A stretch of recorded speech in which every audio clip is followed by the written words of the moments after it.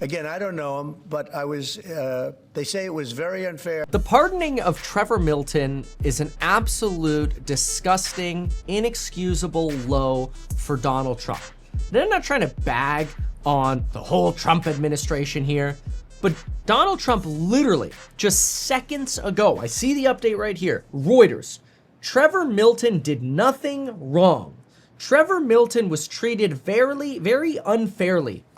Donald Trump, that's bullshit. We have just witnessed the most pure, nobody knows cronyism better than Donnie T. Financial fraud is theft. When you steal from American investors who want to invest in American companies and make money, and you get a fraud like Trevor Milton who steals money from them, that person belongs in jail. That person was sentenced to 2 counts of wire fraud and 1 count of securities fraud by a federal jury in 2022. The bastard has been on bail for after being sentenced to 4 years in prison. He's been out on bail during his appeal, which is total bullcrap because it's let him sit there and make videos talking about how he's just misunderstood. We all know, all the investors know what happened. We saw Trevor Milton say they had made breakthroughs in their hydrogen and EV hybrid technology, and that they had working technology, and that hydrogen EVs were the future. In other words, part hydrogen, part battery. And it was a great premise. This idea that you could, in 5 minutes, fill up your tank and then keep going with the battery, this sort of combo, was brilliant. It was also brilliant because the pitch was that if you have hydrogen and EVs, you would actually create the cars, which then induce the demand for fueling hydrogen vehicles in the first place. The premise was brilliant. But then to showcase the technology, rather than telling us that the technology actually works, they showed us that the technology works, and they're like, see, look at our beautiful truck. And they show someone driving a semi-truck down a hill. It looked pretty flat. Turns out only later that we found out it was on an incline. And the vehicle wasn't actually running. They just rolled it down the hill, which is the now infamous example of how to fraud retail investors by blatantly lying. And it's disgusting. And he was sentenced for fraud and convicted of a 4-year prison sentence. The guy sold, knowing his fraud was a fraud, sold $400 million worth of Nicola stock while it was public. It just got delisted, by the way. They went bankrupt.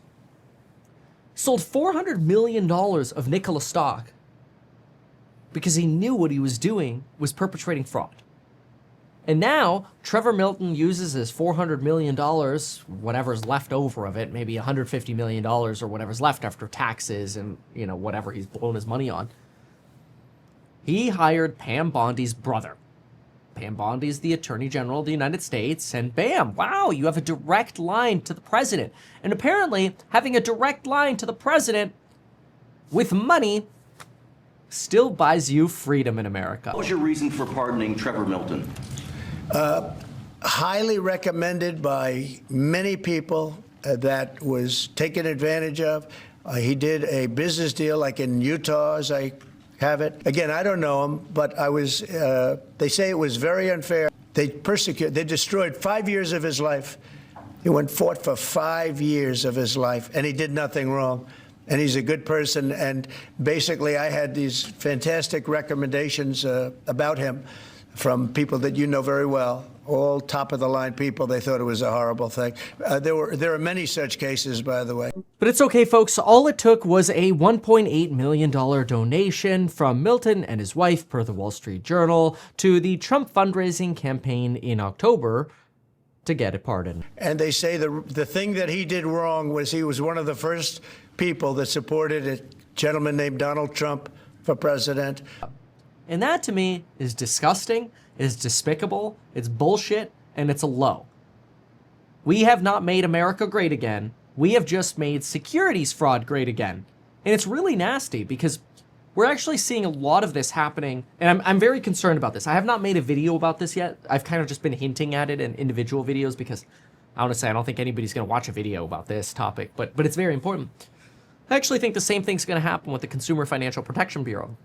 You know, the Consumer Financial Protection Bureau is, and this is coming from the real estate side of me, right? You know, I have a startup called House Hack. You know, my bread and butter is real estate. So, after the 2008 financial crisis, where, dead people were getting loans and people were getting ripped off with, balloon payments that they had no expectations were going to happen, or were misled that they'd be able to refinance in 6 months and then they weren't, whatever.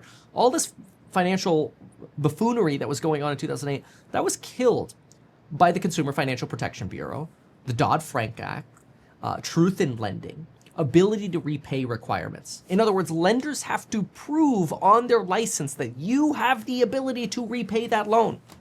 So now all of a sudden dead people can't get loans anymore, which seems like common sense. But when you have an unregulated, and I'm not saying overregulated, I'm saying unregulated. When you have an unregulated market, fraud takes advantage of people and makes people lose money and makes people lose their homes, their savings, their livelihoods, and it's wrong. Meme coins that get rug pulled are a scam, and they're wrong. We should have, instead of people, putting meme coins together, people should do it the real way. Get licensed. Start a real fund. Like, I started an ETF. I started an ETF at the bottom of the market at the end of 2022. With hedging, we returned over 24, 25-ish%. Probably 24, probably net of fees, more like 26%. I didn't make money on it in terms of like actually owning the fund, because the break even for having a fund is like $40 million in assets under management. It was a great learning experience, but I closed it just now at the peak of the market, end of February. But to me, that was actually a great success.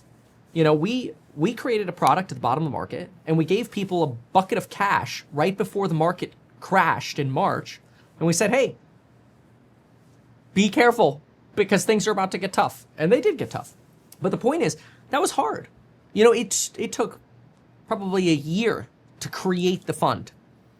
It probably took, the licensing and the effort and the regulation and the stress that goes into it is really hard. And most people aren't cut out for that. They'd rather just create a meme coin and rug pull people.